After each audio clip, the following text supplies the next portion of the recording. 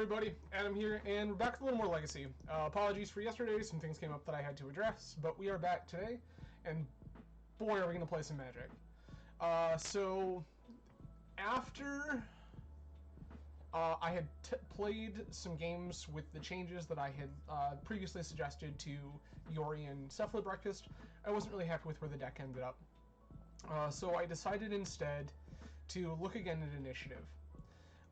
And one of the big things I felt like I was missing over the vintage version was the tempo that you get by playing Archon of Emeria. And so in looking at that, I said, okay, so how do we get Archon into this deck? And I kind of thought about it for a while, and I started making some adjustments. So you'll see that we are down 2 copies of Touch the Spirit Realm. We are with the other 2 in the sideboard. We are down to 1 copy of Palace Jailer, so we just shuffled some things around a little bit, and ultimately we ended up with a list that looks like this.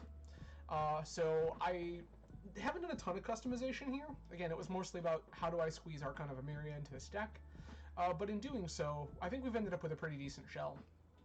I tested a couple matches last night after I sorted out the issues I needed to deal with, or a couple leagues, I suppose, and 4-1 both times. The first league we lost to fellow streamer Archon, who was on Blue-Black Shadow, playing a whole host of hate for us. And then in the second league, I lost to a very delightful friend who was playing Cephalid Breakfast with a green splash for Once Upon a Time, which looked very good. This was a 60-card list, and it was very, very, very neat. But both games felt close, or both matches felt pretty close. Archon, maybe that one didn't feel close. Archon's deck contained Death Shadow, Grief, Murktide Regent, Snuff Out, Baleful Strix, Knight of Infamy, Turok Dread Cantor, Daze. It was a lot. So in game 1, I had resolved a Chalice of the Void on 1, which felt pretty great, and then started to try to develop threats. And Archon proceeded to basically kind of sit there for a while, and then hardcast Grief into hardcast Grief into throwing a bunch of things into Chalice for the sake of fueling a Murktide Regent. So it was pretty unfortunate. It was just a whole lot of things that we couldn't deal with. So that was pretty messed up. And then in game 2, Archon was able to resolve Knight of Infamy into Strix and Murktide Regent, and there was a Wasteland involved. We had turn 1 Archon of Emeria, which was pretty cool, but it just wasn't quite enough to get the job done. We really couldn't handle it too well. So that's pretty unfortunate. Yeah, so that one was pretty bad. The Cephalid Breakfast matchup felt close. Opponent played very, very, very well. Game 1, when the game ended, they had 0 cards in hand, and had assembled a Stoneforge that they were going to use to find a Cauldron, which we had answered. They had used to find a Cauldron, which we had answered. They brainstormed that back, or got rid of it somehow. Eventually, they ended up with a board state that looked like an Aether Vial. They had put in a Nomad's Encore. Then with a Cephalid Illusionist on the stack, we went ahead and solituded their Nomad's Encore, at which point it also happened that they had Shuka. So they had set up to kill us with Stoneforge. We kind of started to handle that, and then we were told no when opponent had all of the combo with redundancy. So that was pretty unfortunate. Then in game 2, I had a Grip full of removal, was kind of ready to go, started playing the kind of remove all your stuff game, and they got into a position where they had a Vial on 2 and 2 mana, and so they went end step, your end step, once upon a time. that once upon a time hit Stoneforge Mystic. They filed in Stoneforge Mystic, got Cauldra, put in Cauldra, and proceeded to beat us to death with that, which unfortunately we just really couldn't do anything about. We had burned a lot of removal trying to keep him from comboing, so it was pretty unfortunate. I will say that is one thing that I like about this particular deck list, is that we have quite a bit of ways, quite a lot of options for interaction. This is very disruptive, Thalia is very disruptive, Chalice is disruptive, we have Elite Spellbinders, which are disruptive, 2 copies made of Touch the Spirit Realm, a Palace Jailer, 4 Solitudes, Iganjo, Seed of the Empire, which has actually been kind of surprisingly good. So all of that's felt great. In the sideboard, 4 Swords to Plowshares. Then we have Lorn of the Third Path, we have Touch the Spirit Realm, and then in alternate disruption, we have Leyline of the Void, Containment Priest, and even Mind Sensor. I saw this in somebody else's list, and I went, that seems hot. And then I queued in a Storm last night, and I was really about that. So, that was really cool. And then finally, the Archon of Absolution, because the mirror is real hard. The mirror is can be particularly challenging. This can be challenging to deal with in the mirror. There are very few answers in Iganjo and Walking Ballista, the end. So, I always feel like you kind of have to have at least one of these. So, beyond that, like I said, deck's pretty stock. We've made some minor changes and minor tweaks based on my own preferences and playstyle. But, yeah. What was funny is last night we didn't even get to board this in against Storm, because in Game 1, my opponent showed me Grixis lands, Lotus Petal, Cantrips, and Daze. So in my mind, I went, okay, I have seen versions of Show and Tell where they are Grixis. Where they're Sneak and Show with black for discard spells, or Profane Tutor, or whatever it might be. So that's okay, that's what we'll assume they're doing. And I figured, if all we're dealing with is Profane Tutor, like, it's not really worth bringing in Mind Sensor. And then, opponent proceeded to show me green lands, Abrupt Decay, Dark Ritual, yeah.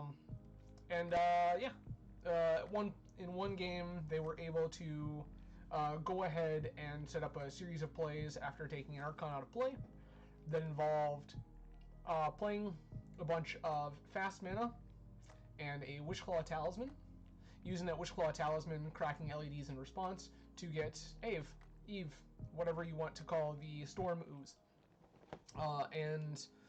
We were able to Karakas the original copy, we were able to remove another copy, but unfortunately, it just wasn't quite enough.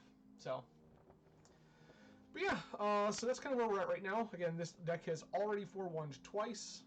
We are currently sitting at 30 QP, and we will be trying to make that last 10 QP before tomorrow's Showcase Challenge.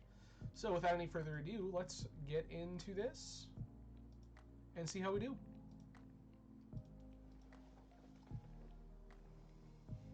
I appreciate everyone for joining today. A lot of ways you could be spending your Saturday morning, afternoon, whatever it might be for you. I'm grateful you've chosen to spend it with me. Oh.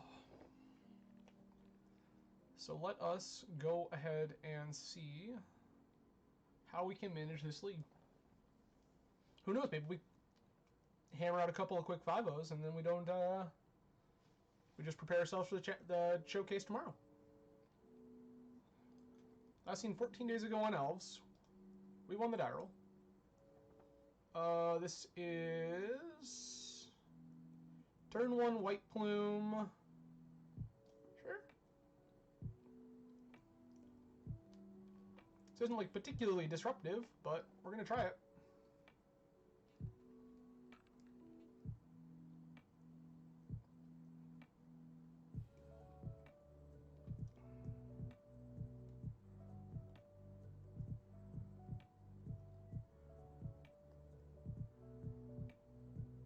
Put this Cavern on Human because I think that's going to matter more. Imprint this, play Petal, White Plume. So, seems pretty straightforward. I would like to find some disruption, specifically something like a An Archon of Emeria would be rad. That would be a life I would be interested in living.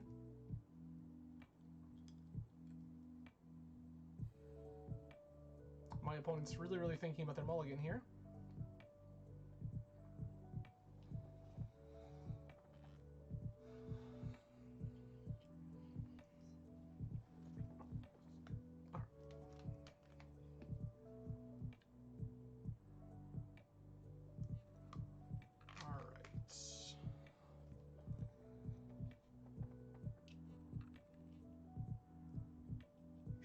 Tech has mulled to 6.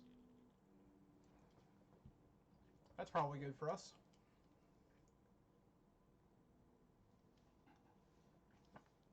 Okay. Throw mops.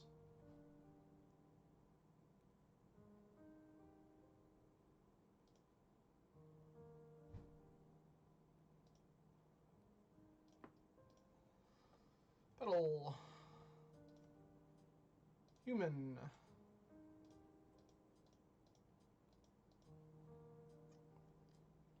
White Plume.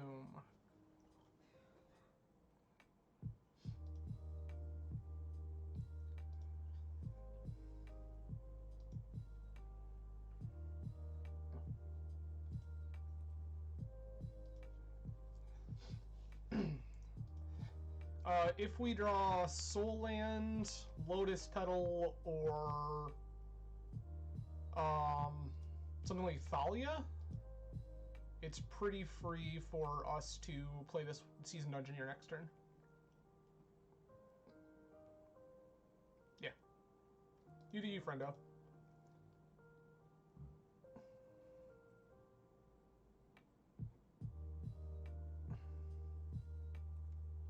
Green Sun Zenith. Shocking.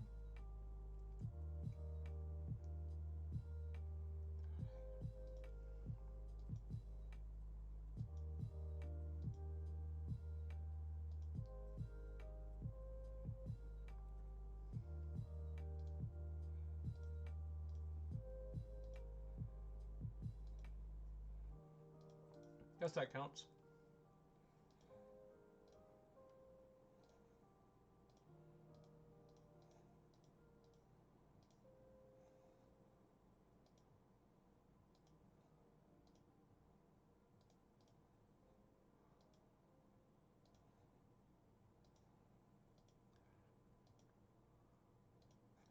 Well, there was our soul line underneath it.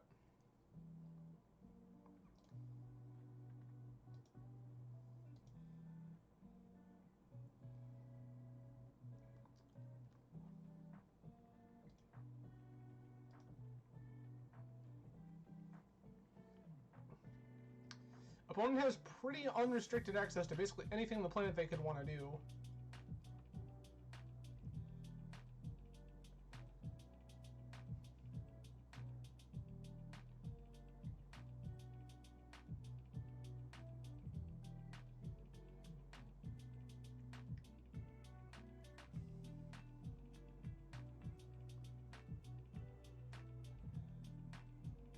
Two mana.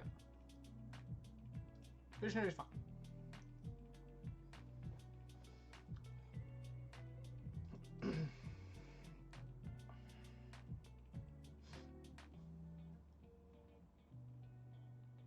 So things I'm going to want out of my sideboard include Containment Priest, potentially things like either Touch the Spirit Realm or Swords to Plowshares or both. Mind Sensor is hot. Sure.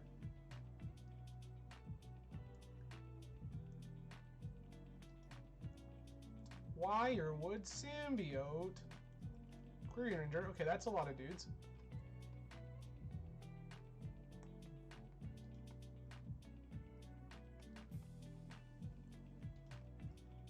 Shep. Okay. Sure.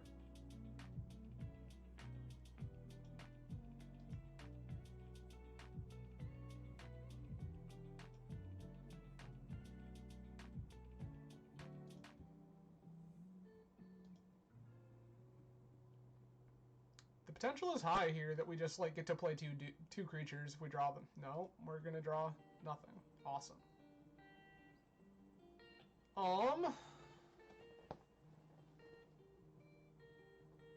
I feel like opponent's just going for this, right? 1, 2, 3, 4, 5.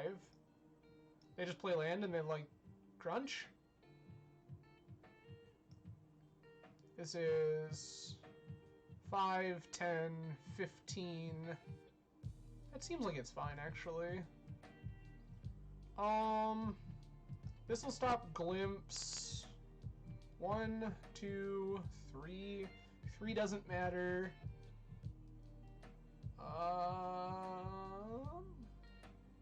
Just gonna hold this chalice, I think.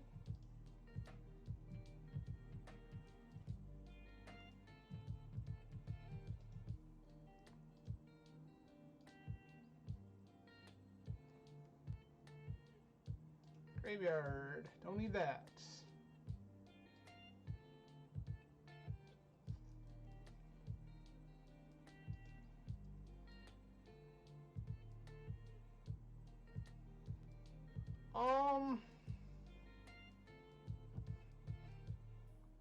Yeah, green spells can't be countered, so there's no point in trying to even play this chalice.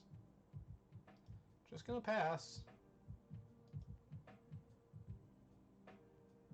I don't think much of this particularly matters. I think we're just gonna crunch for a bunch of damage and call it a day.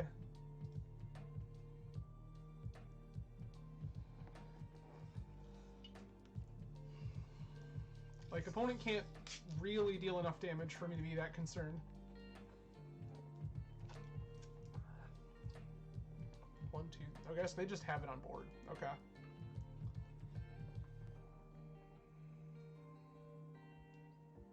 There's their other land. Sure.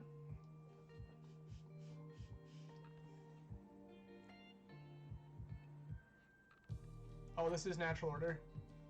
Okay.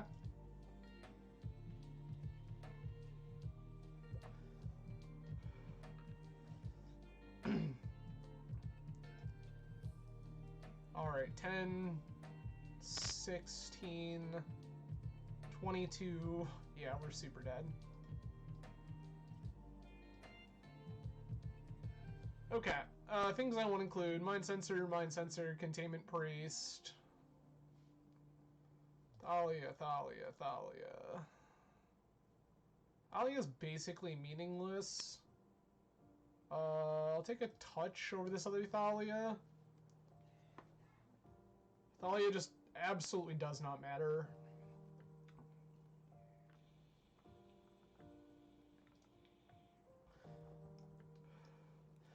Archon is, like, fine.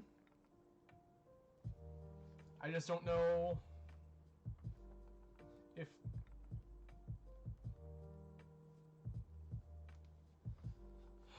Like, this making them pay for attacks is actually, like, pretty complicating for them, but I just don't know what I want it... Maybe I want it more than that? Sure.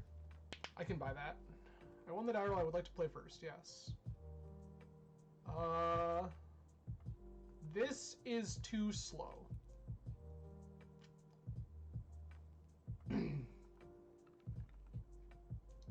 This is fine? Question mark? Keep. Ship Spellbinder.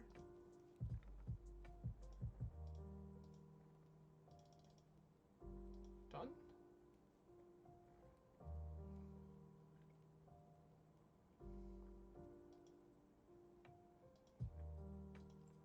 I really kind of want opponent to Beseiju this, to be honest with you. Giving me a basic that doesn't make me sack my City of Traders would be sick.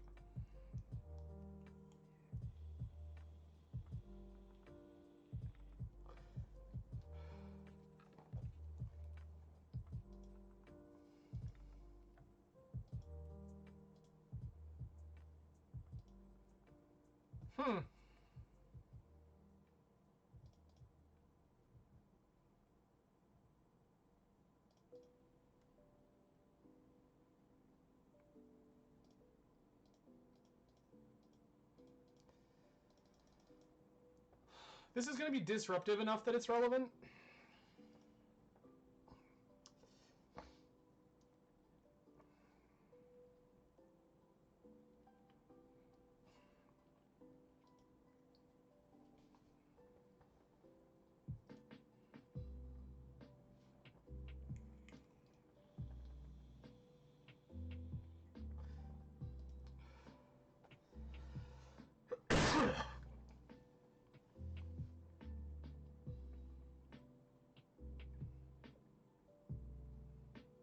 Sure.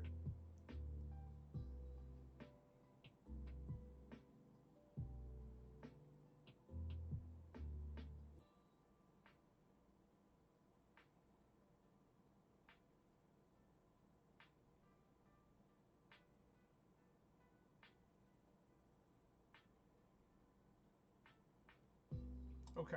What is your plan, opponent? Green, green.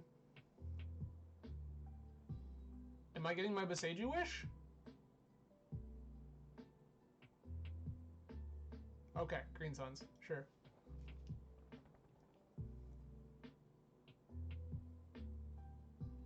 Mm-hmm.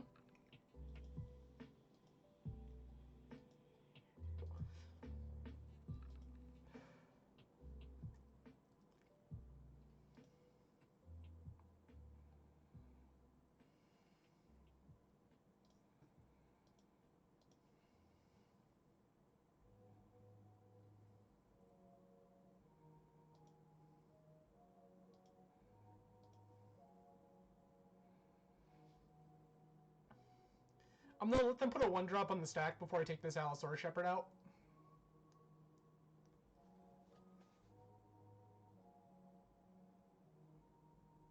A 1-drop that hopefully isn't another Allosaurus Shepherd. It's not.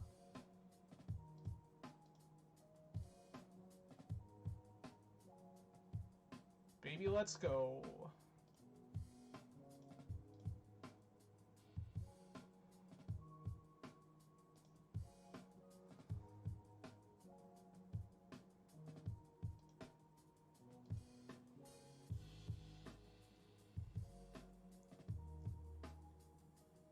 The old my guy is cradle taps for 1 mana.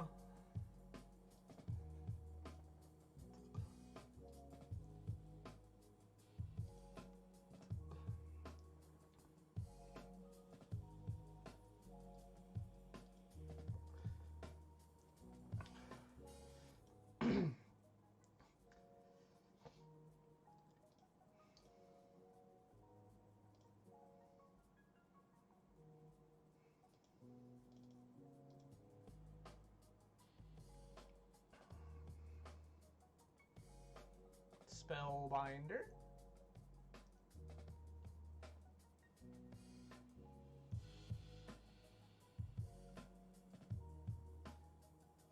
Waiting to pay costs. Trophy. Okay. Yep. Land. Okay.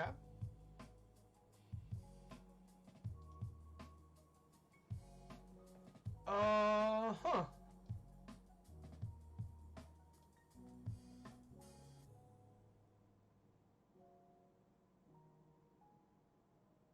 Just gonna take the Crater Hoof Behemoth. I think I can beat their fair plan.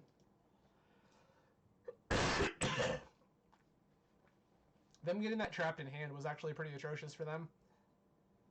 Because now this can only be cast fair, and it's going to cost them 10 mana to do so.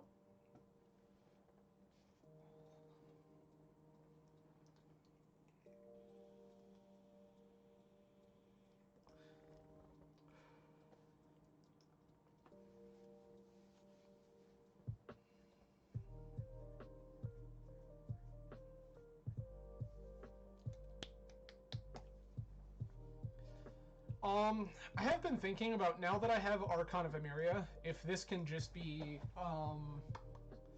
the Anointed Peacekeeper. Peacekeeper is just ever so slightly more disruptive. 3 mana.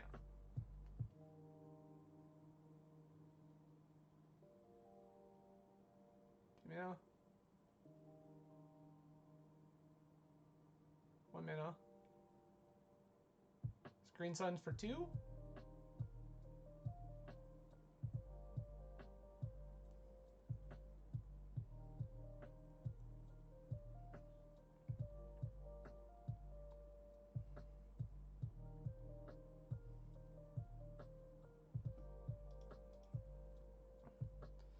Okay, they're looking to draw extra cards. Oh, Leaf Crowned Fish. Oh, it's just a weird. Sure.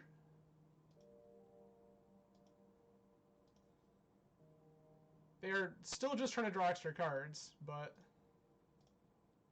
not going to pay life here.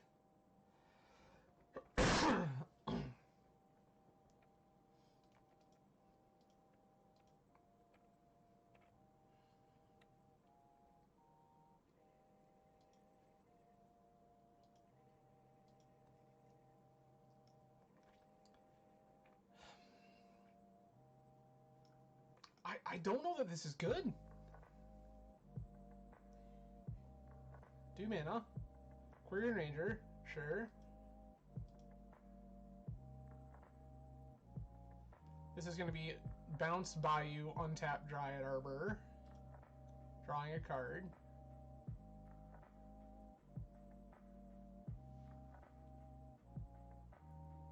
Sure, that's fine.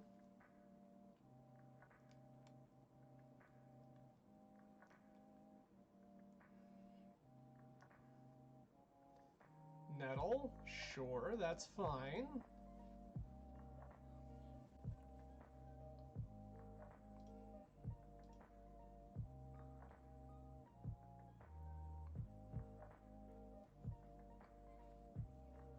Cradle currently makes 4 mana, so I can play 2 more 1-drops.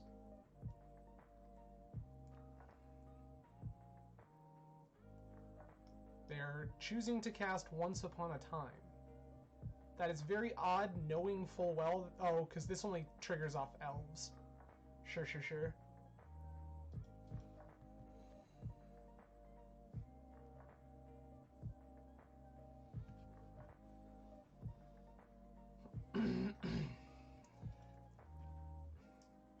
There's a Heritage Druid. Okay, so that's more mana.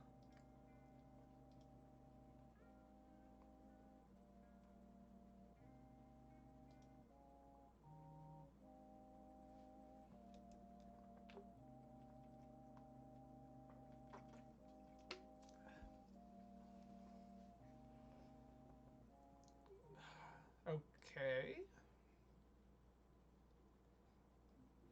Glimpse. So this is going to... Okay, that sucks.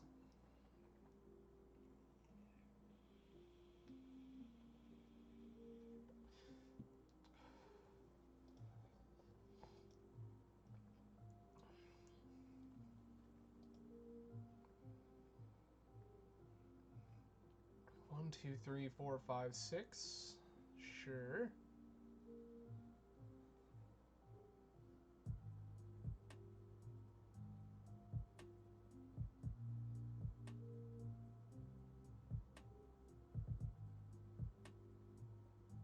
Three mana. There's the symbiote, finally.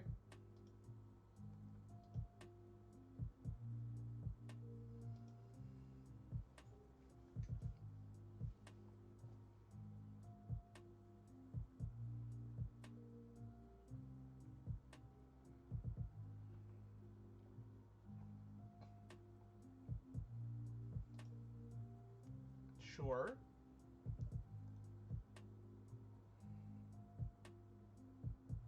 Query Ranger. Okay. I do need to find an answer to this Allosaurus Shepherd, but it's going to be hard because I have to answer Wirewood first.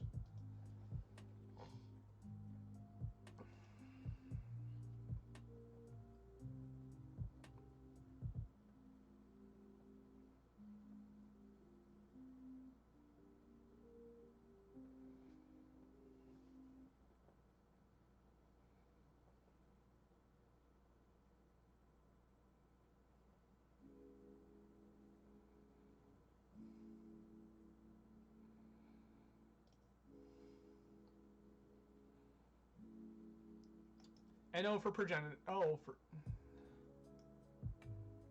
Huh?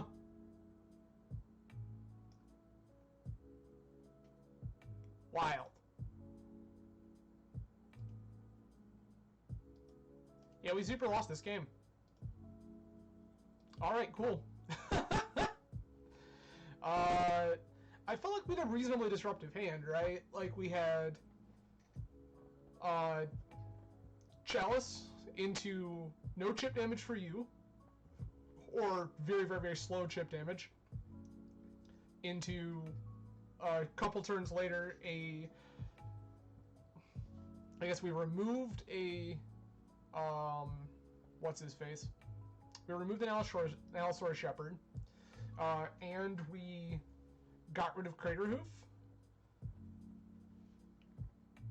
We put opponent to 8, and it just still didn't matter.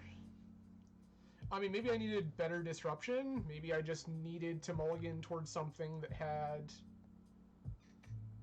even more than I was already presenting. This is Chalice. Sure, I'm gonna keep. Nope. Chalice. This is Chalice into Archon.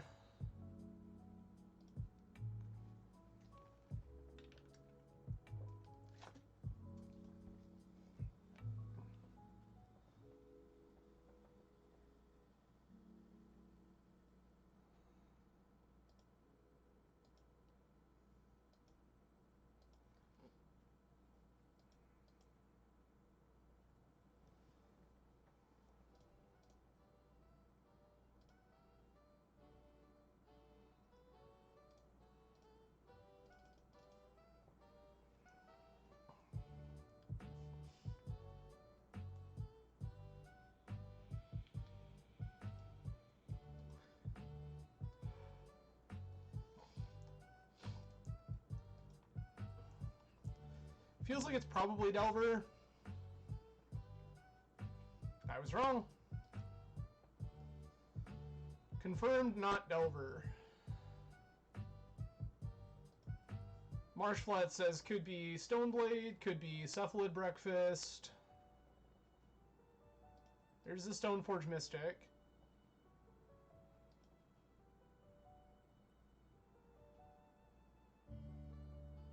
Getting Cauldron complete, yep.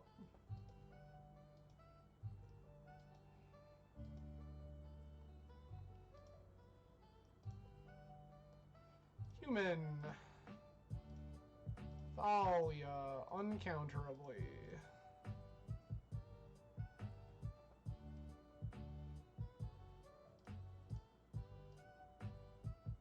Answer this.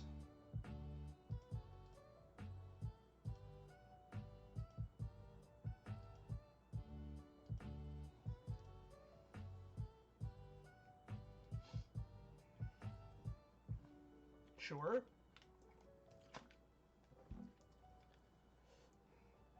Planes, okay. True Name Nemesis. Okay, so this is just Stoneblade.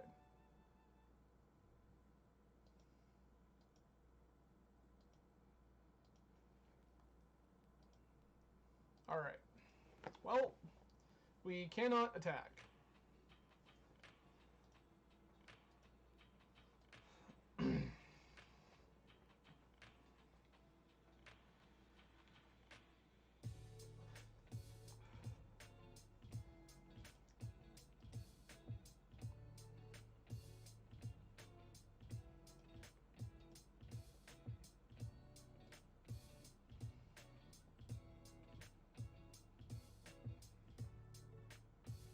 A second True Name. Yikes.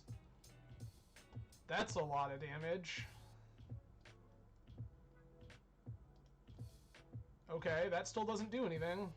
We're gonna go to 11, then we get to crack for 2.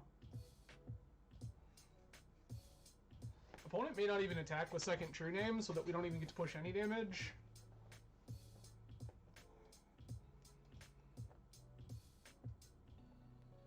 Okay, they are just trying to race us. That's fair. We've shut off a decent portion of their deck with this Chalice. Another Stoneforge.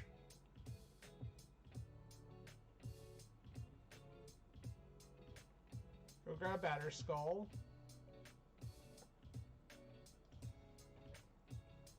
Okay.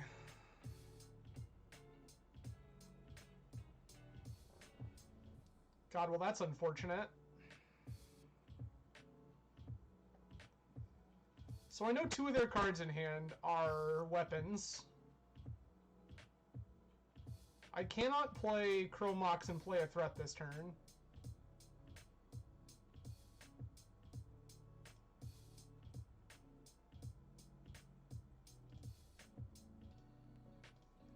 I think this Archon of Emeria is too late.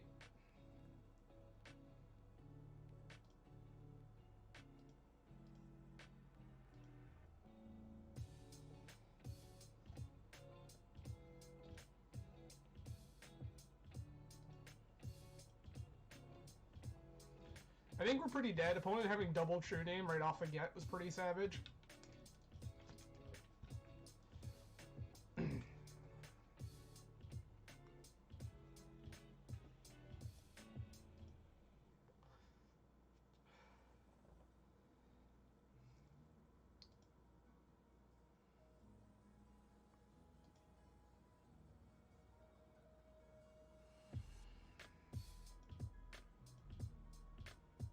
Yep. Well, okay. I want this. I want Lauren. I want Mind Sensor. I also don't hate Touch. Thalia's just violently outclassed here. Jailer actually sucks. And then...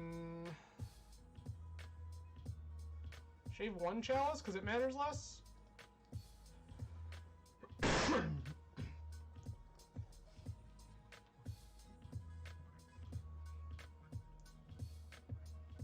Yep.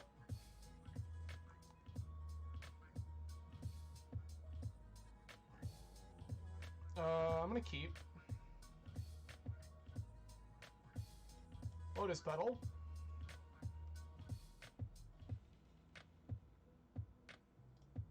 Ancient Tomb. Chromox. Imprint Emeria.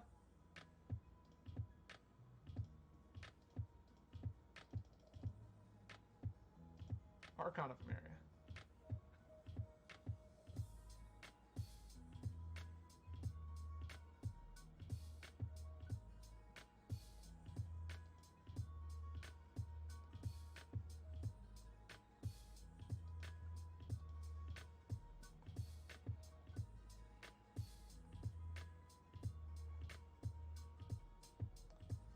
Tapped, Flooded Strand, go. Love that for me.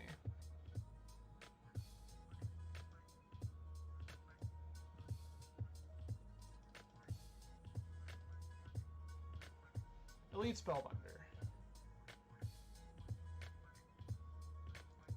Force Pitching Dress Down. Okay.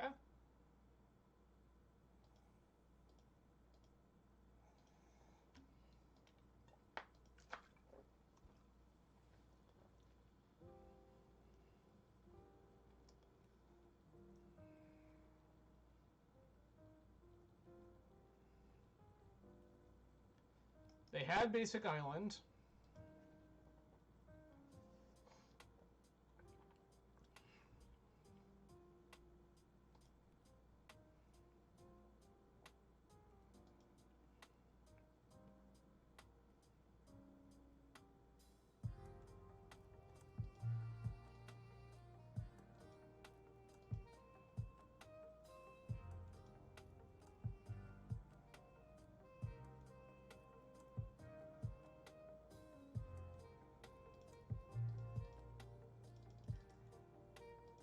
There's the White Plume.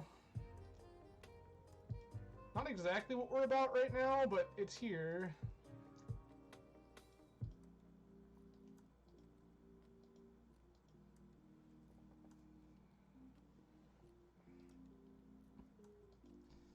We're not going to race very well here. Opponent's going to have Cauldra. We're going to go to 9. Then we can attack and go to...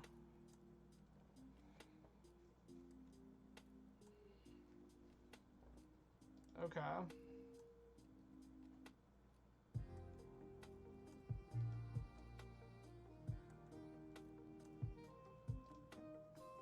we're gonna go to 9. We crack back. I'm gonna have to watch my Ancient Tomb usage real heavy now, which I don't love for me.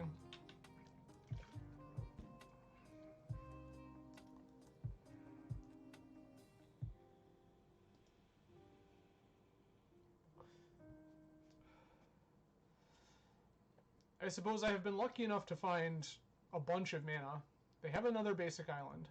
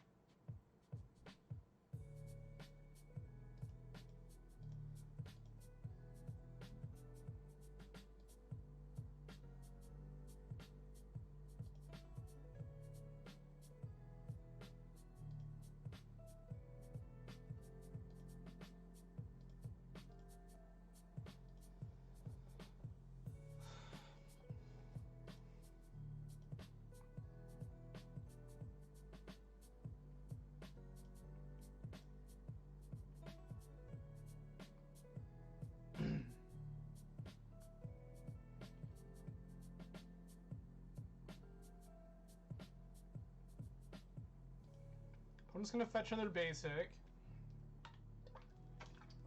They have basic swamp. Okay. This ending for 3? Kind of feels like ending for 3. By for 3 there meaning 3 colors, black, white, blue. Prismatic ending, white plume adventure. Yup.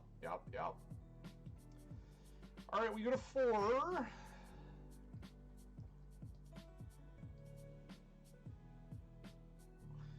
Actually, we go to 3.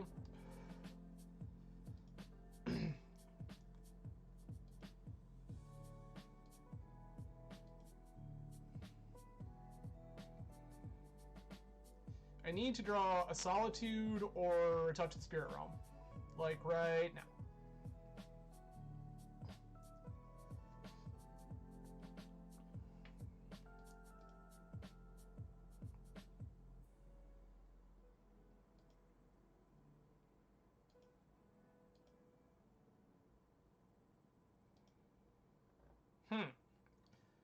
One, 2, 3, 4, 5, 6, 7. I don't hate that for us. Oh, I can't. Yikes.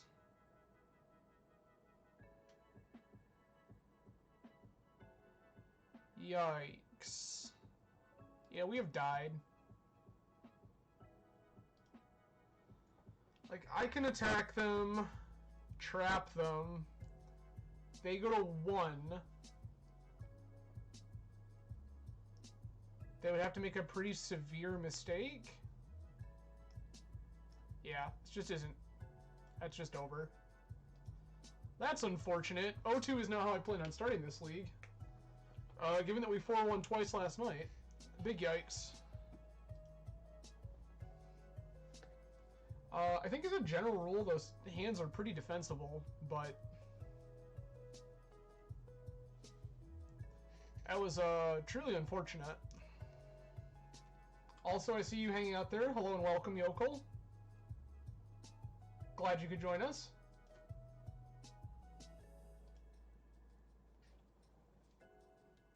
For anyone who missed the start of the stream, we are playing kind of minor tweaked to initiative. We are on a full 4 Archon of Myria. We are still on 1 Palace Jailer to touch the Spirit Realm with the other 2 in the board.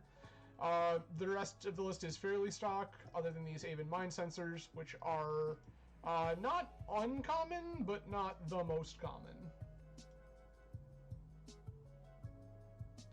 Also, because I totally missed it on the stream earlier this week, thank you for following Look Mom, No Legs, DF Drury, and Clan 117. Thank you all so much for following. I appreciate you.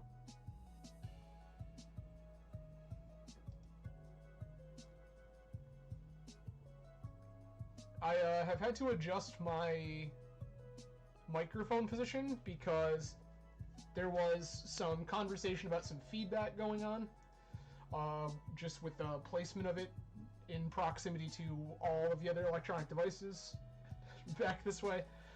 So someone had mentioned that there was some feedback. So now, unfortunately, it blocks off just a small portion of my second monitor over here. So it is difficult for me to see your follows. So what I will say is, if you are catching the stream live, please feel free to go ahead and display the information regarding your following in... this is not good enough. Make sure to be loud and obnoxious about following. Okay. Yuck.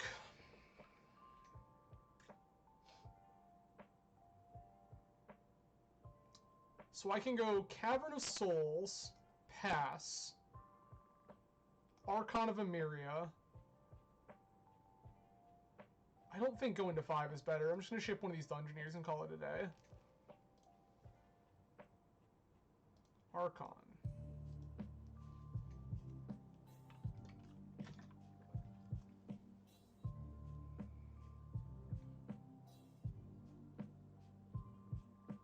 If my opponent wastelands me, I suppose my opponent wastelands me.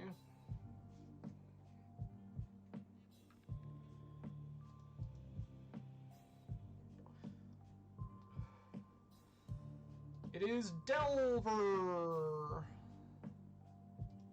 Bauble, yep.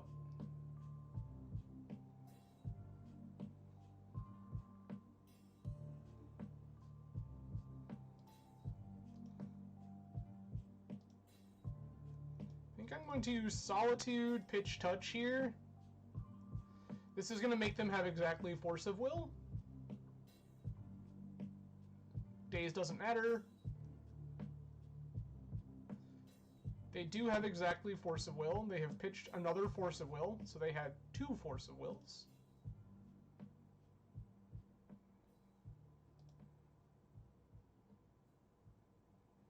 Bauble themselves.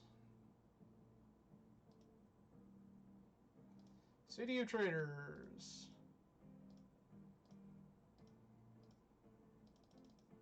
Archon of Emeria.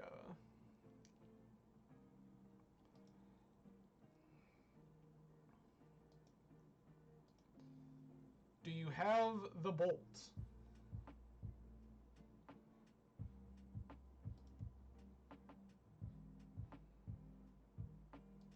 There's a daze, okay.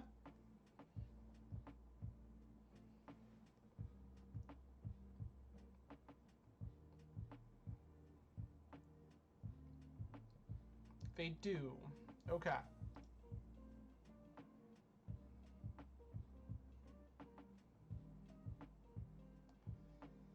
Let me get their Shockland.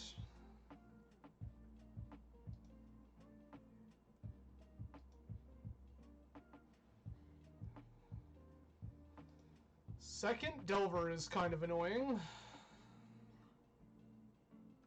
Okay, that helps.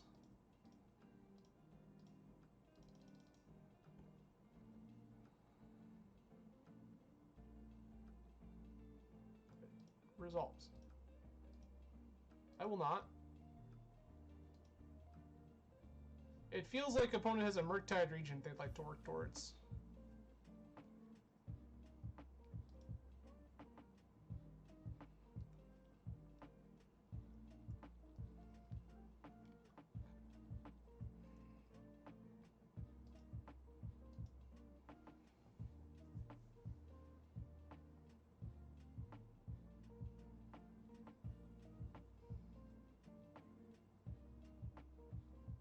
Uh-huh. Opponent is on the defensive. I like that for us.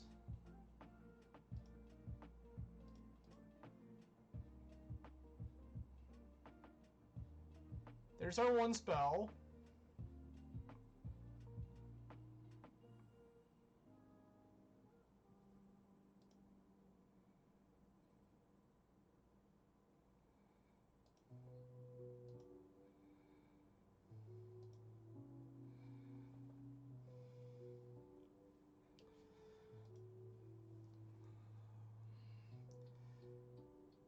Given the way that opponent is playing, I think that Athalia is better than playing Dungeoneer here.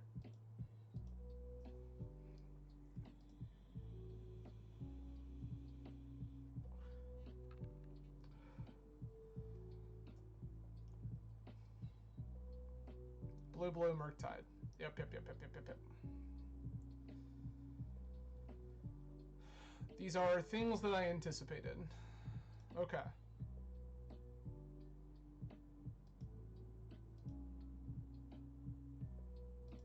Okay.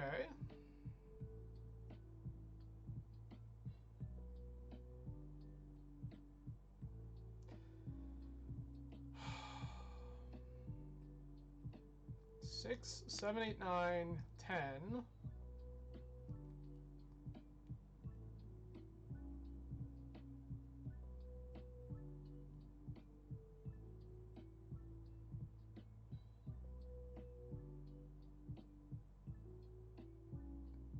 I feel like I need to get something going here.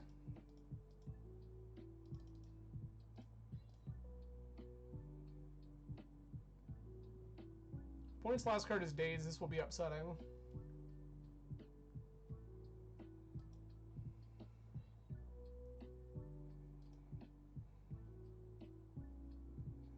Opponent's last card is not Daze.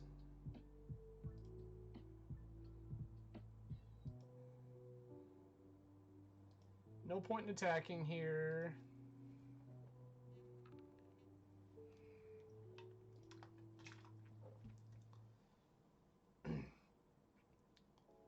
They have drawn Force of Will. That is unfortunate.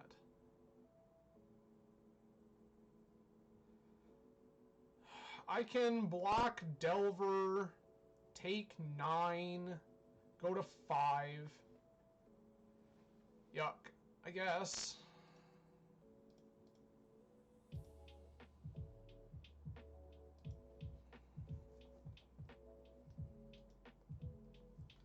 Opponent is going to go look for a basic if their list even has one.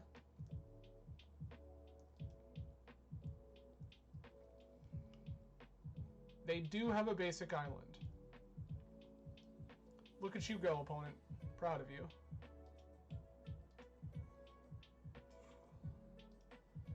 Okay. That has text.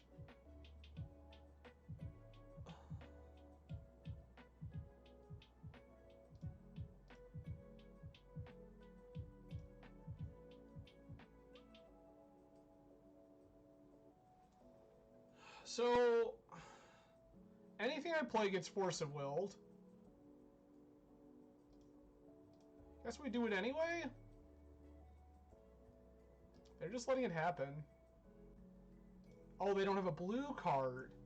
That's so good for us.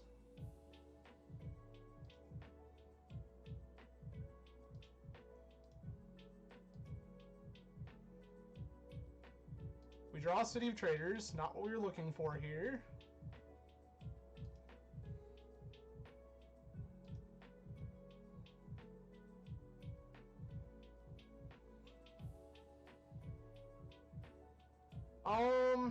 I'm priced into blocking Murktide here.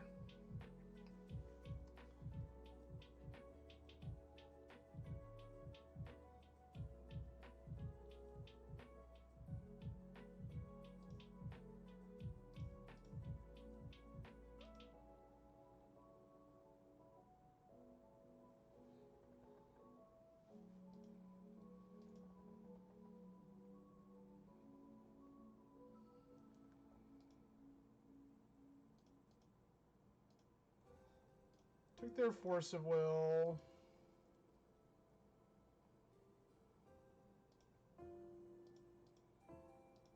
Obligated block.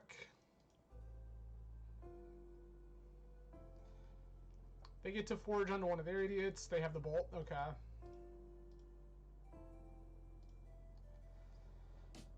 Alright, I want touches. Anything else I want? I probably don't want this jailer because they're probably going to Go for true name based lines.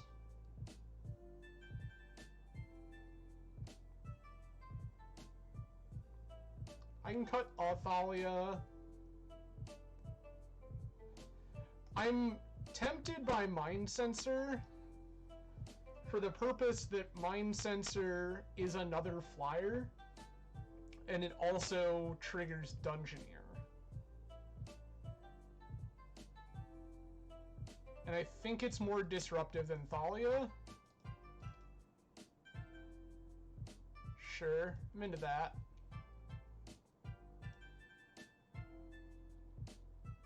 This is not fast enough. Mulligan. This is also not really that great, but... Can we do better? I feel like we can do better, right?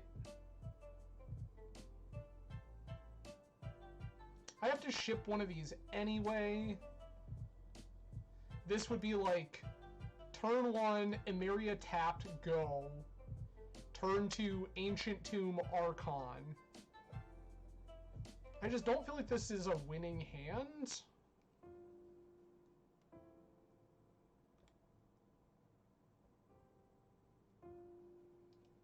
Does it get better on 5?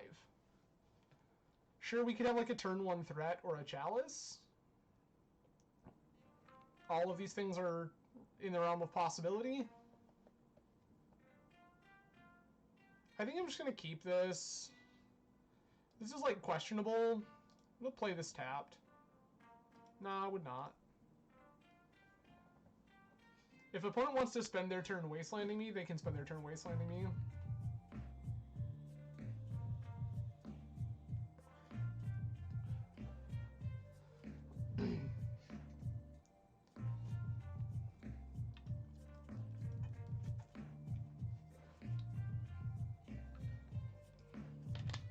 Okay.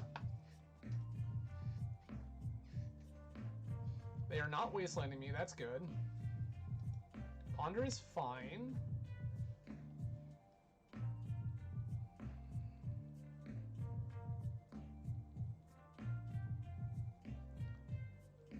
Also, the reason to sequence as Archon into the rest of this hand is to not expose the cavern until we're actually planning on using it. Interesting. That's actually pretty cool.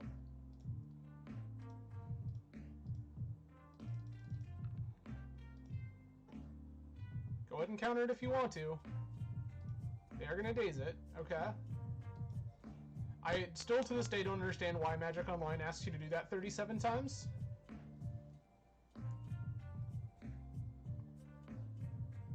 Island Delver go. Or Volcanic Island Delver go.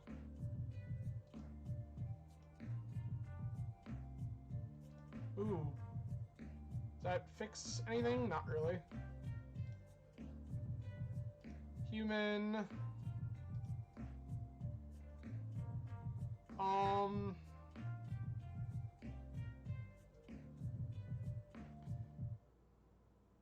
I think I'm just gonna jam my Dungeoneer now.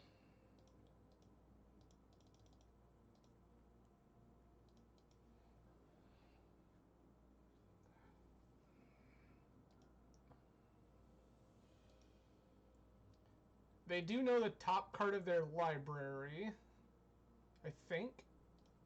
Did not check to see if they shuffled with Ponder. Chooses not to shuffle. Okay, so they do know the top card of their library. They know whether or not it will flip Delver.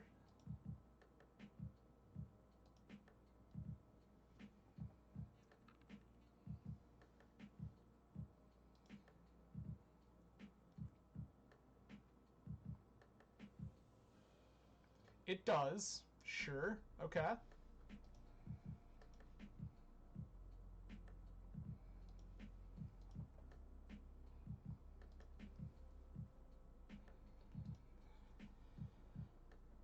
We've gone to 13.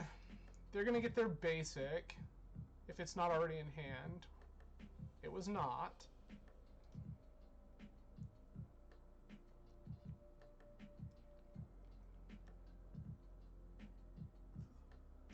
Blood Knight. Sure.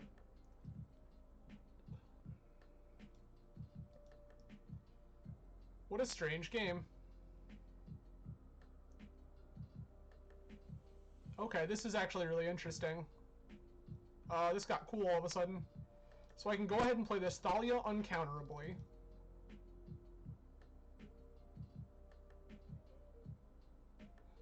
And then I can go ahead and, because of the Thalia, play Spellbinder uncounterably.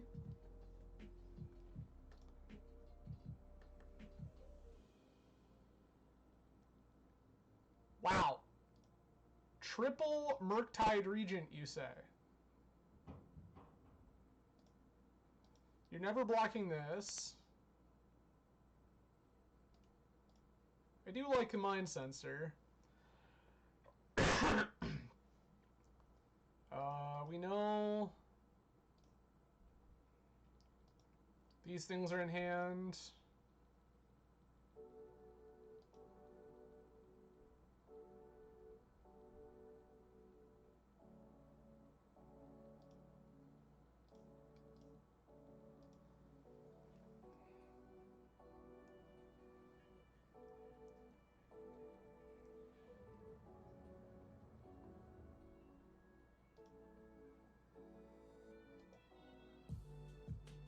Like, they're taking the initiative either way because of this Blood Knight. They played their island. Their hand contains triple Murktide, Force of Negation. Yeah, sure.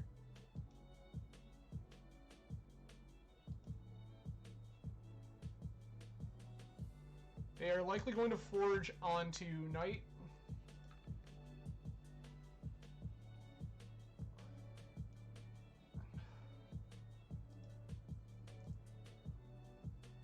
No, they're going to forge onto Delver. That's interesting.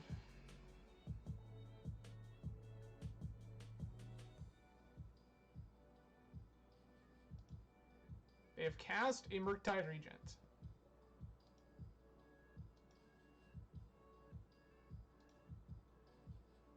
That's actually cool. I'm going to play this. I'm going to move to combat. Attack with Seasoned Dungeoneer. That in my graveyard.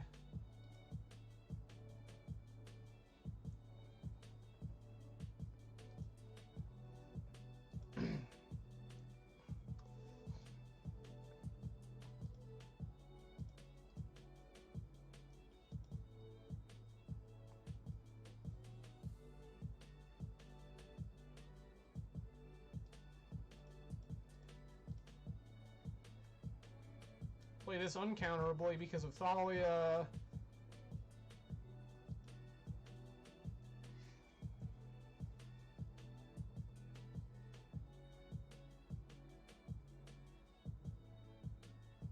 Yup.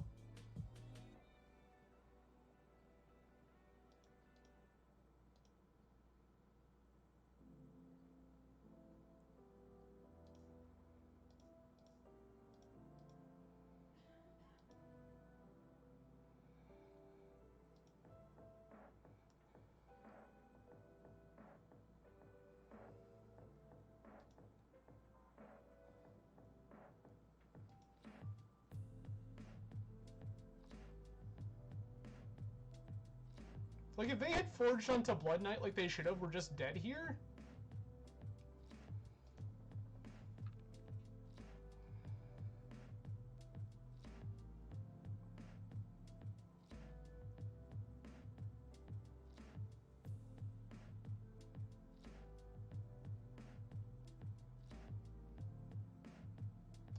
Two-mana Brainstorm.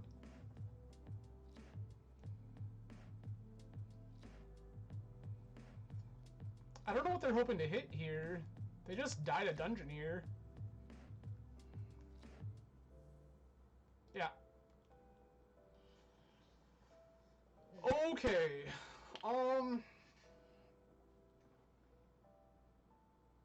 Does Blood Knight change the arithmetic at all? Probably not.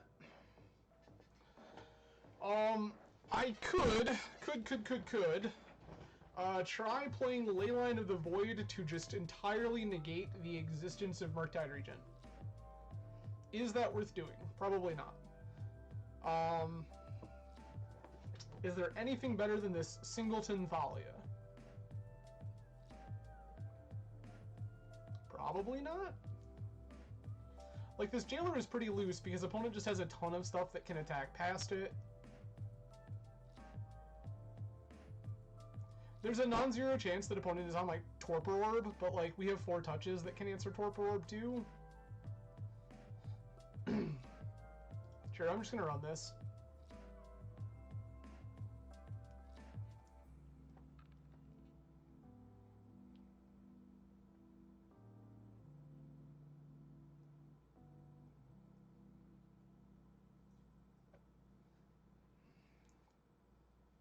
Turn 1, Chalice, which we can actually play around Daze.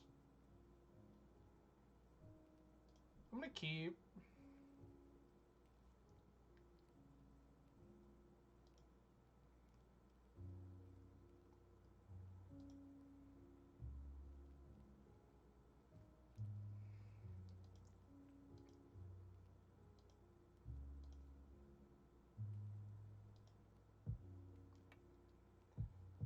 Okay.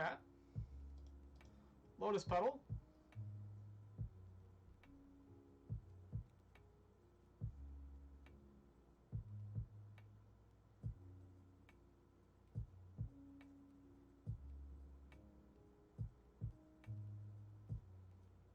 Okay.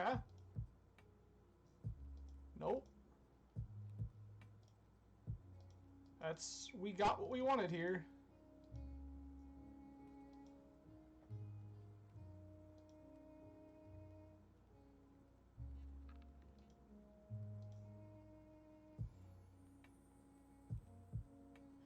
Okay, they're gonna wasteland us. That's fine. That's a thing that we can beat.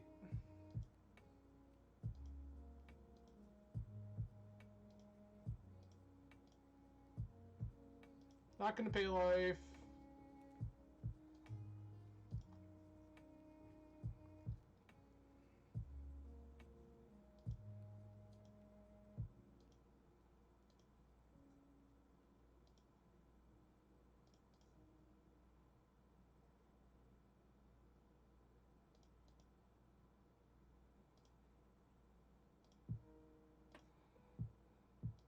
Ow, everything hurts.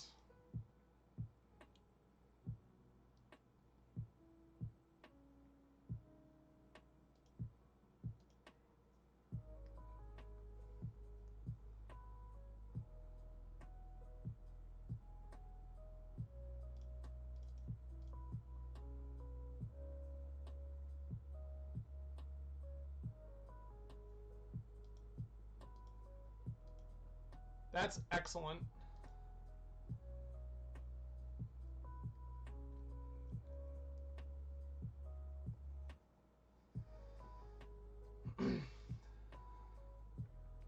EI?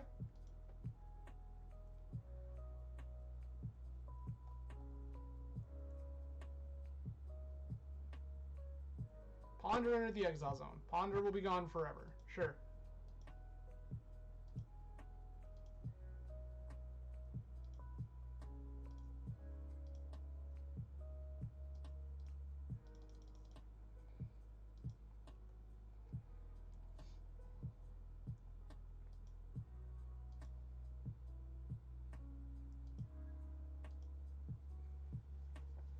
Okay.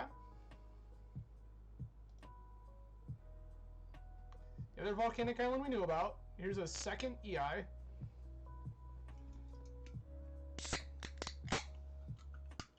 And because of their aggressive dazing, they're just like not able to make full use of these, which is actually kind of great for us. Island entered the exile zone, sure.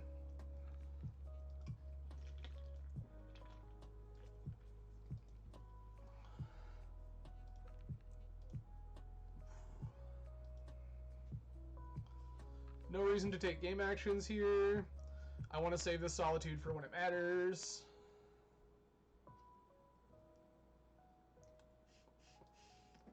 Yep.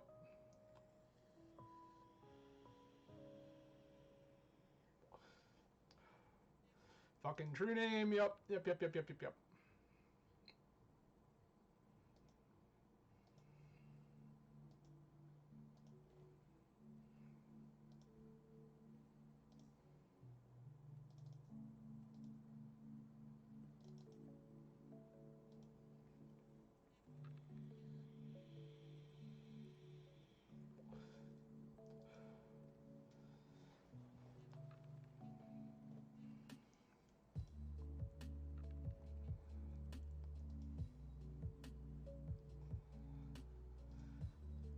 Get my other basic, play my other basic.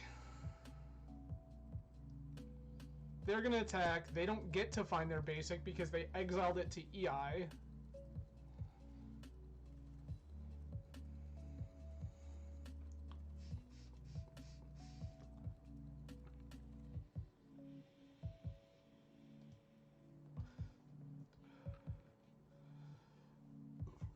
We are at 8. I do need to watch my life total a little bit.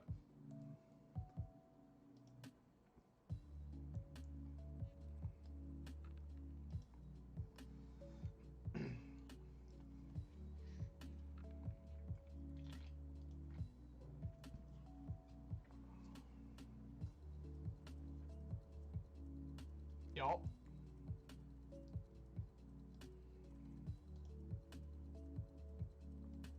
Okay.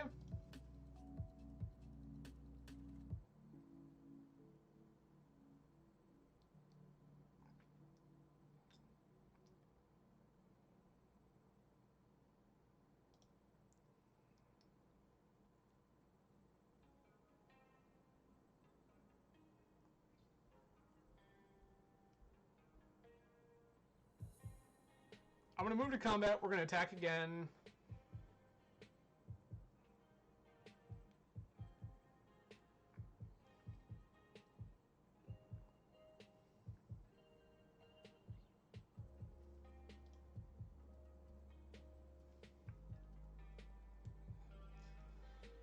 All right. 1, 2, 3, 4.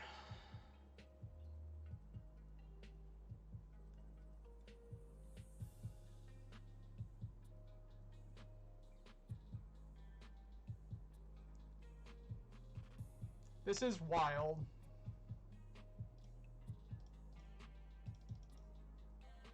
I'm on 6.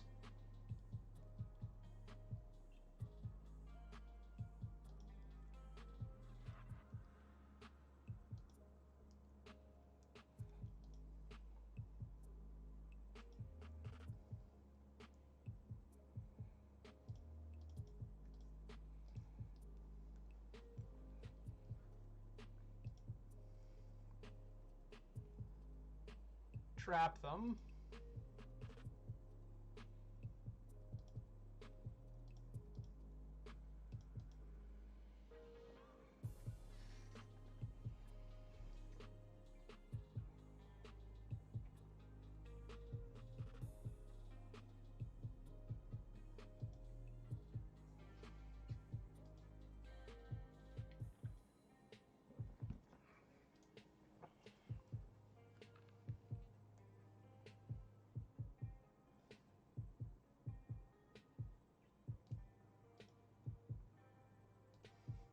Okay. My Delver opponent playing Price of Progress. Good God, what a league already. Okay. What a wild world. Yeah, my Delver opponent with single basic land, which they exiled to EI, casting Price of Progress. Okay. Against the aggro deck, no less. Neat. I don't know about that. Like, it worked out exactly there, but I think there's a lot of times where that, like, really bites you. I don't understand how opponent thinks that's a good idea. Actually, here's what we're going to do. I'm going to take a quick break. I use the restroom. I will be right back and we will finish up this league. Stay tuned, everyone. Be back in a second. Alright, and we are back. Something I want to note about that matchup is I did mention to somebody when I was jamming last night with this list, I do kind of miss having access to Blessed Alliance. Blessed Alliance being able to answer something like a True Nemesis is actually pretty huge. So, like, it is possible that it is better to have access to that than to have access to Even Mind Sensor. I haven't made a final determination yet. Basically what happened is, after the stream Wednesday with Yorian Breakfast, I retooled the list with some of the changes I was talking about. I can show that list in a bit. And in fact, I can show that list now. So this was... I made the changes I talked about. We got a couple of Plague Engineers, we got access to a Council's Judgment, some Flusters, another Force of Negation, stuff like that. That felt pretty good. But then it just didn't feel quite as powerful as I wanted it to. Like, I think I 3-2'd with it. We put up an okay result, but not great. And so I decided that this was a better call. This is not fast enough.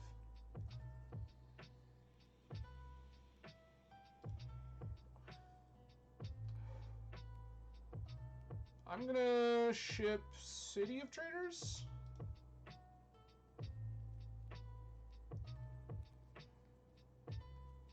Verdant Catacombs, okay. I'd like to ship Second Chalice, to be honest.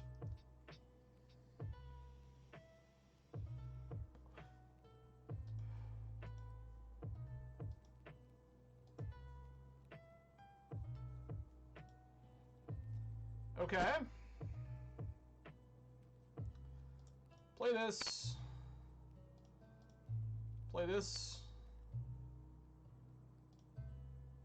Play this.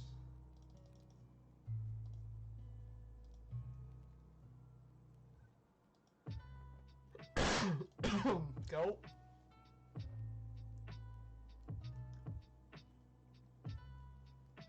Okay, opponent is just like actually unjunned. Tracks.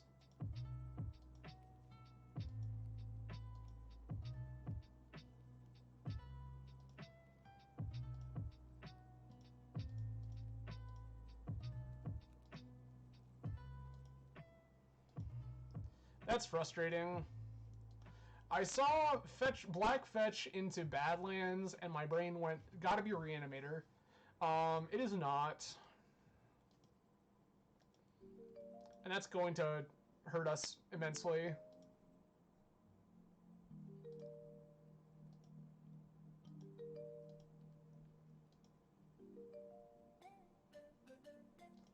The pass.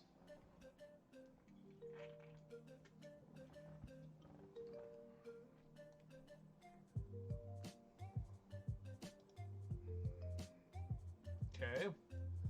Opponent is up to 4 mana.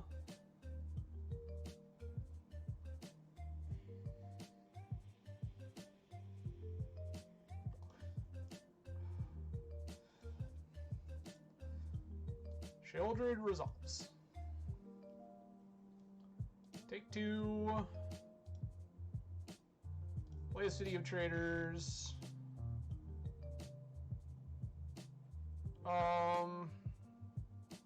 This sucks, but I actually need to take 2 here. Because of Thalia, this costs 4, and I don't want to lose my pedal to do this. Because I may have a white-white spell that I need to cast in the not-too-distant future.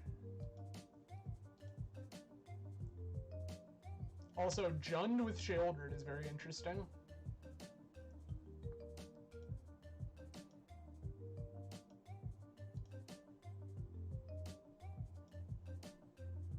Alright, that one seems hot, not gonna lie to you.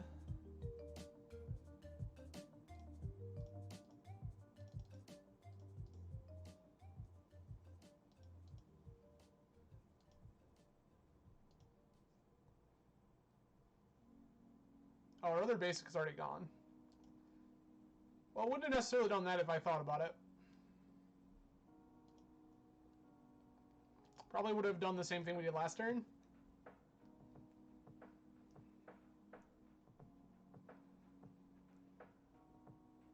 Sure.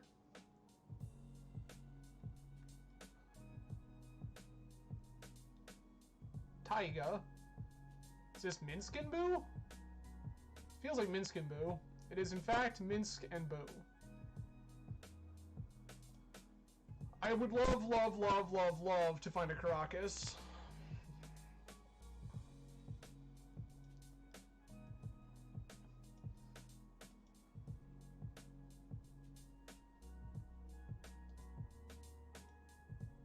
I'm not interested in trading this. I'm going to send my Dungeoneer right at Minsk.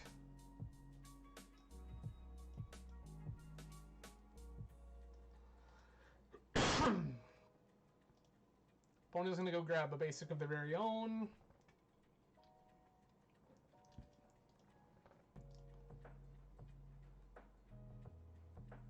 Okay.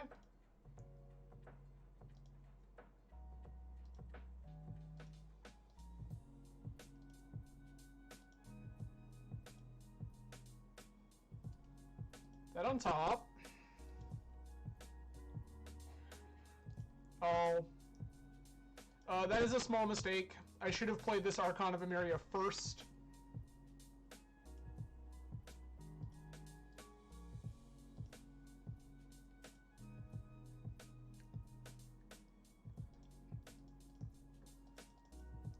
That Archon of Emeria as a 4/5 would have been much better because it just blocks this Boo all day.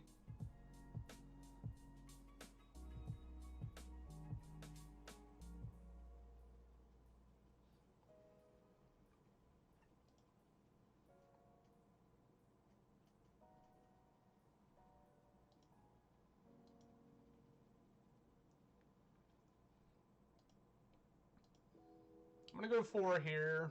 Opponent will get to forge onto their Boo, make it a 6/6. I have a Solitude coming off the top, which isn't particularly useful at the present moment. Oh. Well, we'll see. If this Dungeoneer lives, they just die.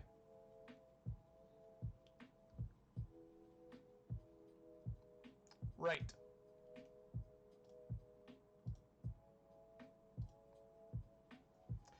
Okay. I think Chalice is actually pretty weak in this matchup. Historically, these Jund or like Bayou decks don't necessarily play a ton of ones. I am going to play Touch. I am going to look at Swords to Plowshares. And then it's questions like Aven Mind Sensor, Lord of the Third Path, stuff like that. I think by default my answer is going to be no. But to be determined. Jailer might be questionable given that they have Minsk and Boo. But we will see.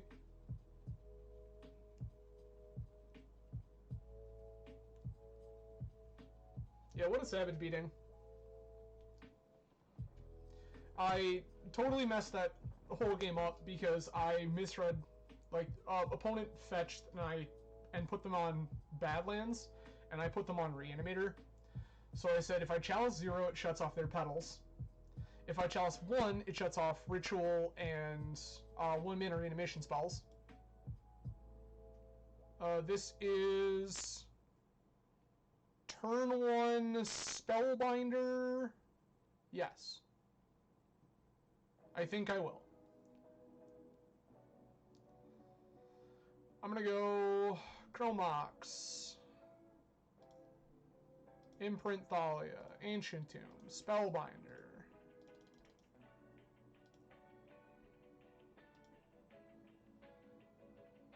Holy wow. I'm just gonna take this Ignoble Hierarch. Opponent's hand doesn't really do anything without it.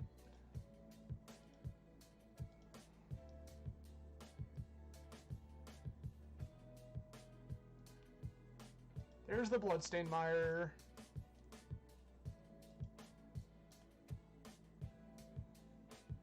Okay. Play this Lotus Petal. Play an Ancient Tomb. Cast this Thalia.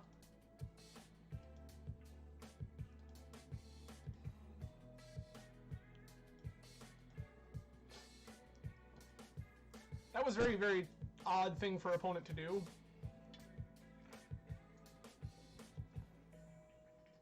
Yep, they did not draw another land.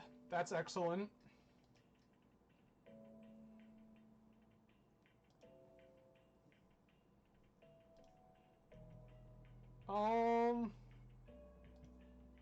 I'm not gonna pay the life here.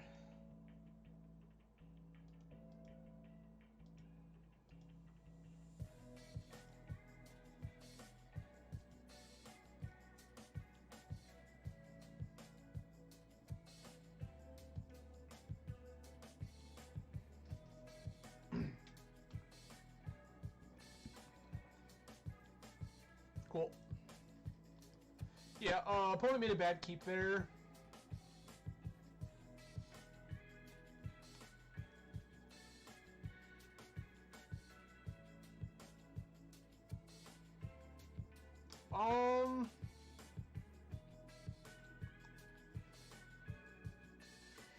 Alright, so let's assume opponent can get out ahead of me. Because they're on the play this time. Is Palace Jailer worse than Aven Mind Sensor if they can get out ahead? This feels like it's harder for them to... We can take back the initiative easier with this, because this flies. I could also just board in another Plow. I think Plow might just be better.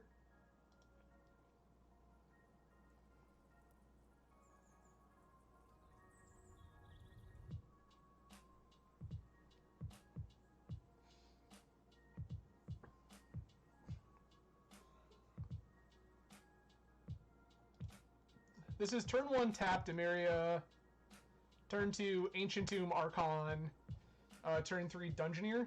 Oh, they're on Bauble. Okay, that's intriguing. That might be why opponent kept a 1-lander. I would love to draw Chromox or Lotus Petal here. That's neither. I will not.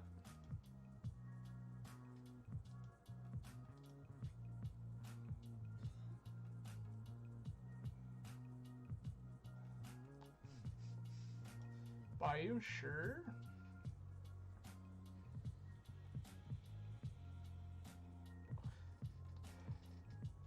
Sylvan Library, okay.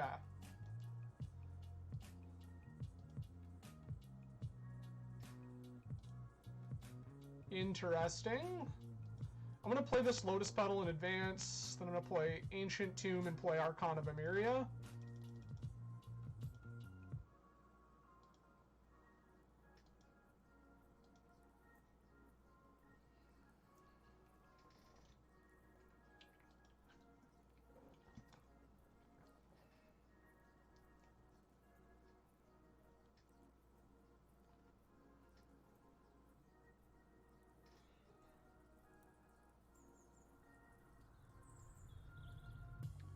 We're getting hymned. Okay. That's not great, but it's fine.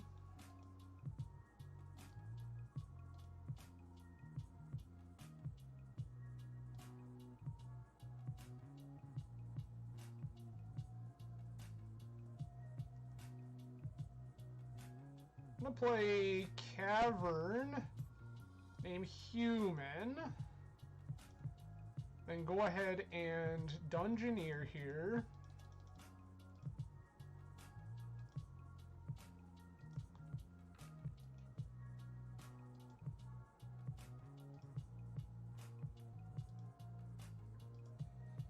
Block them with Archon.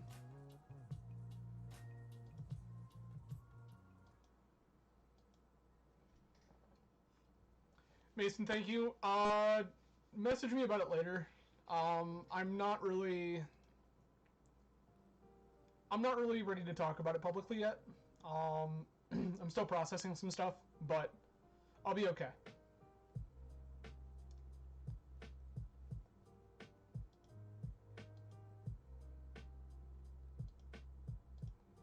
Okay.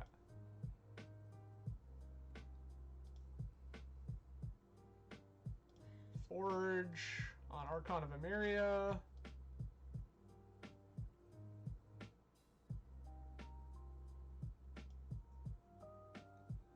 Go ahead and play City of Traders.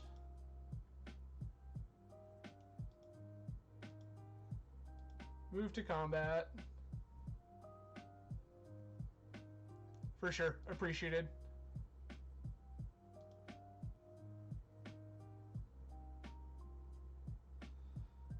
One, two.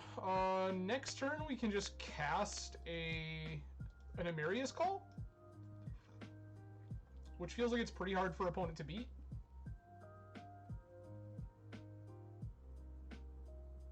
Evoked Endurance. Why did we evoke this?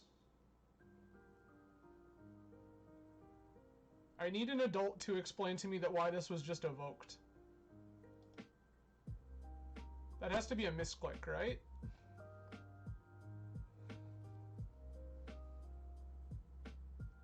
Yeah, Mason, I will likely be trying to hang out with people in the coming weeks.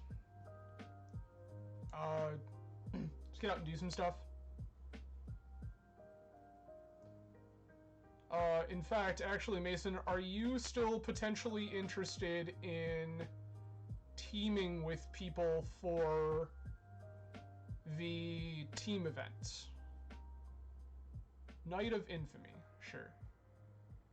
This resolves. Yeah, so we might have to talk. I can go 1, 2, 3, 4. It's not really great to do that. Yeah, I'm just gonna pass here. We're gonna cast an Emeria's Call.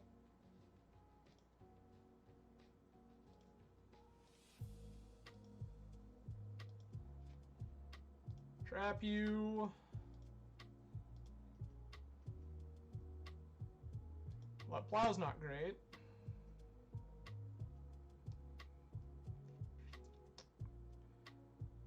Okay.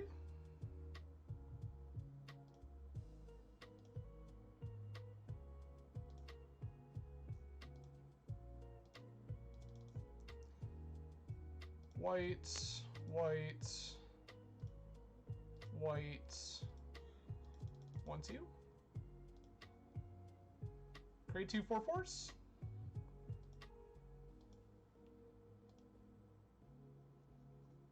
Graveyard.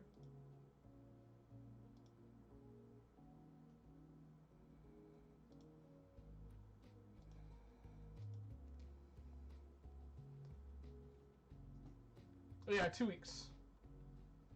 Oh, that's fair. Yeah, so I had a kind of comical team put together. We'll talk about that later. But I had a kind of comical team put together for the event. Sick.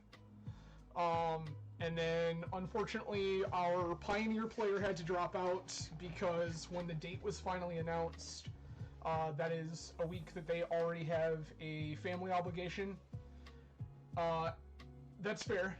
And then my Modern player dropped out because they had put in for their PTO and their request was denied. So, fun and exciting. Rip indeed. Rip indeed. What's funny is, the way we had shaken out, our Pioneer player drops out because when the date's announced, they have a family obligation that same weekend. We're like, okay, we replace our Pioneer player, and then our Modern player drops out, and so the Pioneer player I had lined up says, I can play either or. Let me ask a couple people and see if I can find us somebody to fill a seat. And they asked a couple people that they trust, one of which I was like, I know this person, they're a solid player, but they just weren't up for it. Yeah, so we couldn't line up another Pioneer player, or we couldn't line up another player that we trust. So this is slow. This is very slow. I'm going to try it. I just don't know. I'm going to play Tap to Myria's Call on 1.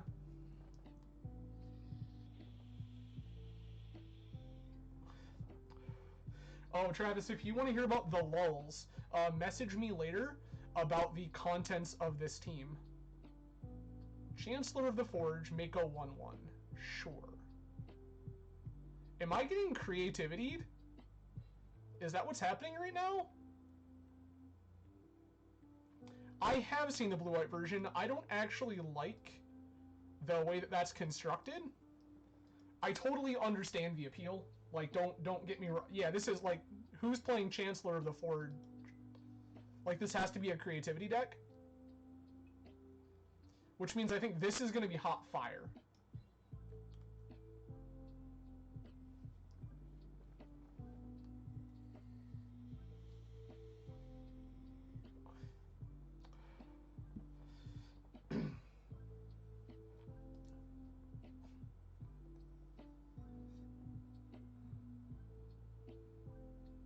Faithless looting. Sure thing.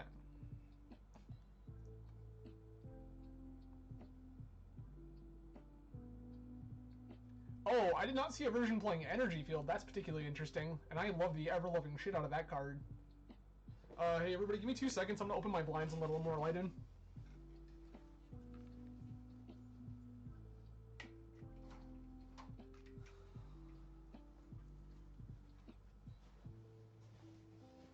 Opponent, okay, yep. So this has got to be some sort of creativity or like Cheerios type deck.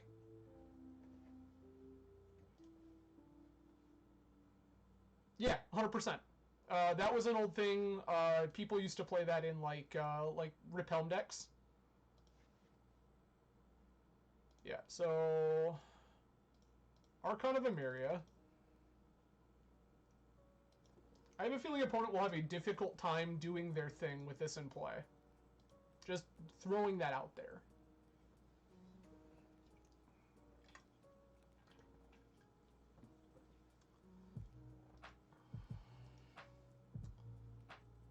Sick.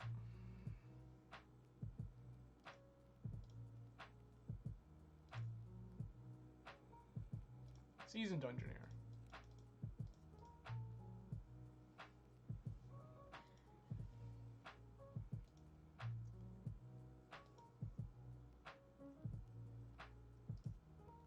Yeah,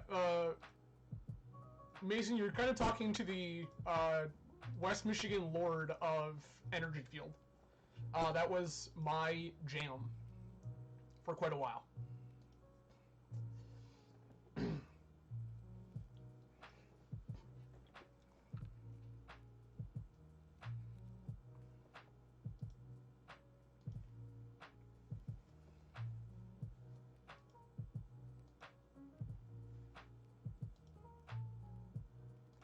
Forge on Archon. Yep. Okay, I want to lure into the third path. I want Touch the Spirit Realm. I think I want even Mind Sensor and Containment Priest. I think I don't want Palace Jailer. I think I don't necessarily want Solitudes.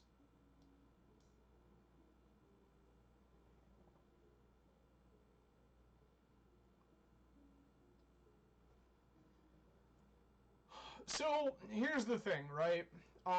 Phil has been playing a long time, and Phil has developed certain heuristics that don't necessarily line up with a lot of modern ideology, but it's just the confidence in a certain playstyle that Phil has developed over the years. I love Phil. I have chatted with Phil at great length. In fact, Phil and I were chatting the other night about kind of the metagame and making deck choices for paper. But that being said, like, it's a whole situation. This is do nothing? This can't be good enough. This is also do nothing. Sure. I'm gonna ship this cavern and this Thalia?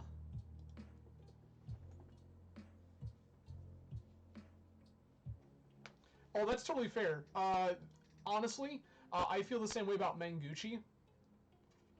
Again, I understand full well that Manguchi is a talented Magic the Gathering player. That said, memed. Sick. Manguchi is a talented Magic the Gathering player. But that being said,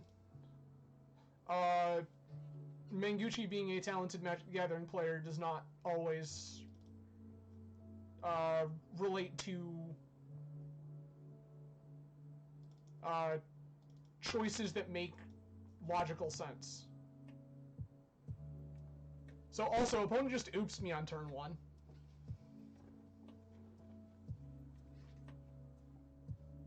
So opponent's deck was a Chancellor of the Forge red X deck in game 1. And then oops me on turn. Okay.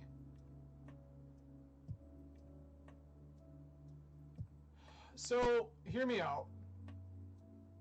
I'm going to keep this, and I'm probably going to regret it.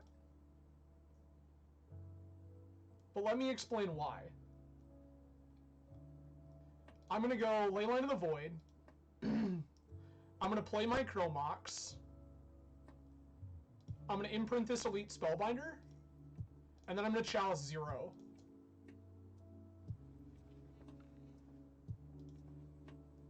Any land gives us Thalia. Soul land gives us Spellbinder or White Plume. Like, it's dubious, right? Because we're banking on stuff happening. Like, we are banking on specific situations. We're banking on a mana source off the top, and it cannot be a Lotus Petal. Sure. Grief resolves. I was already banking on drawing mana. Now it just probably needs to be a soul land.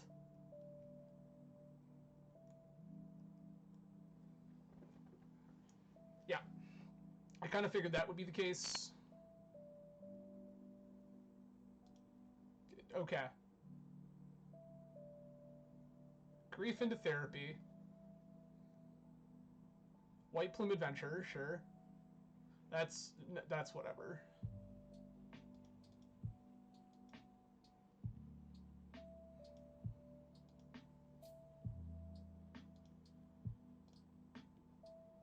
Human. Go.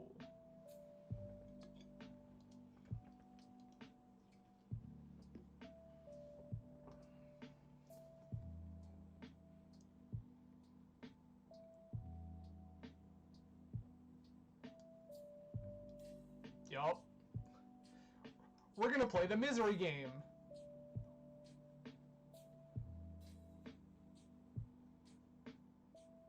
Opponent will continue to throw cards into the abyss.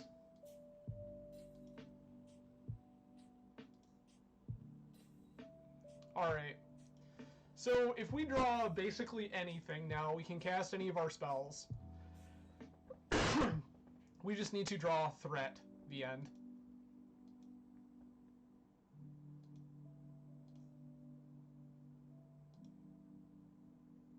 Well, that ain't it, Chief.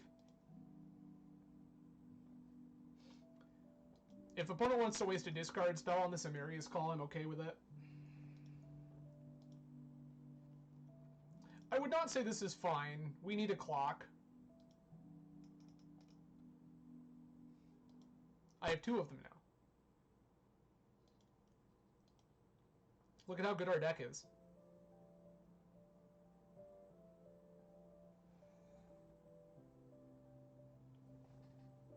Opponent's just drawing cards and passing. There we go. Archon of Emeria.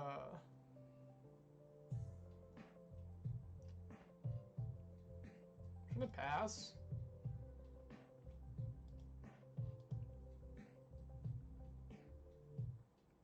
Well, this has made it, like, this was one of the best things we could have drawn.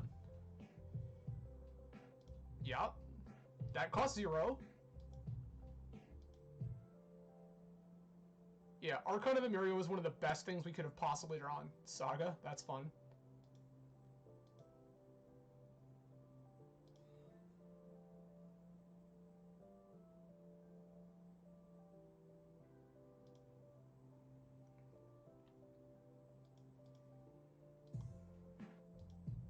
I think I am going to trade my City of Traders for an Ancient Tomb here. Just for the purposes of having more stable mana.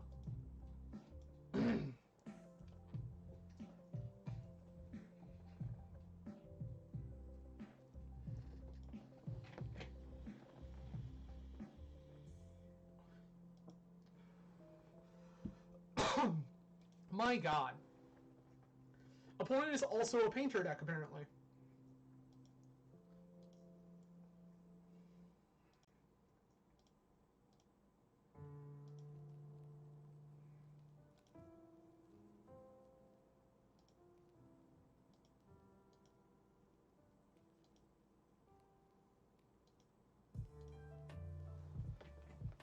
I swear to God, if opponent goes float, get LED painter or kill you, I'm gonna be violently upset.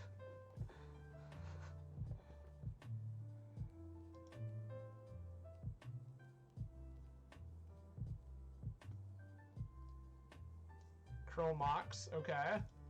Well, we're not just dead.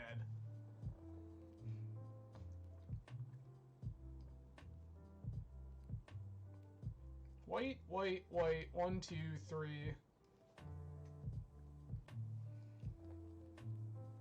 Yeah, I'm actually just thinking about casting Emeria's Call.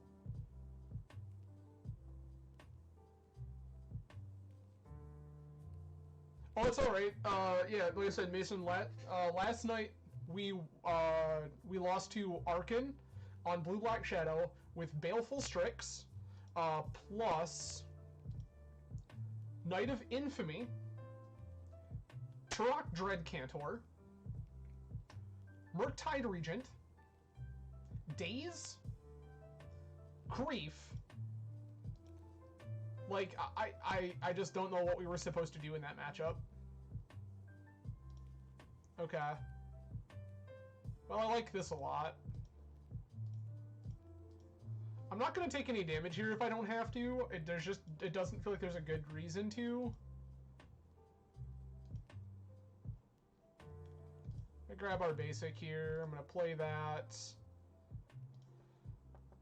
Move to combat. Crunch for damage.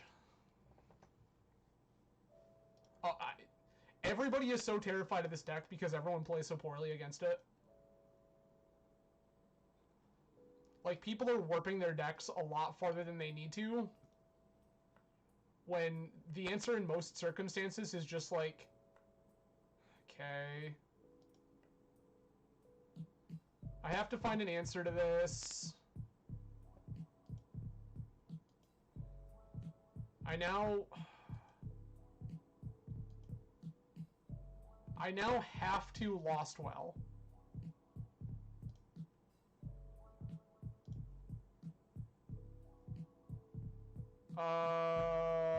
Question mark?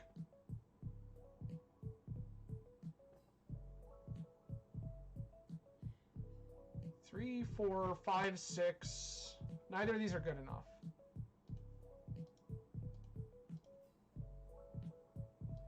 We draw a Seasoned Dungeoneer anyway. Okay.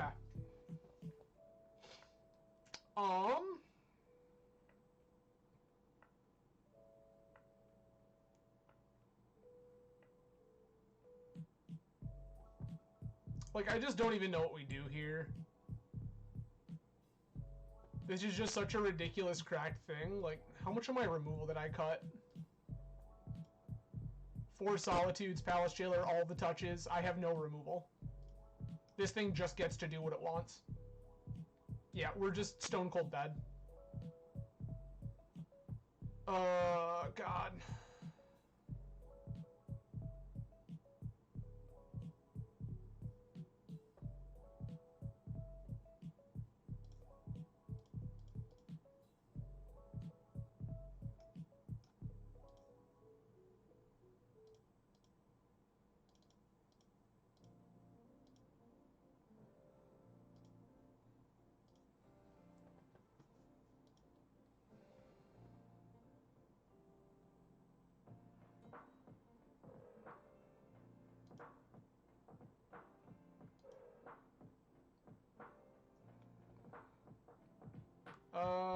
Stash. We're gonna play this game like we're still in it.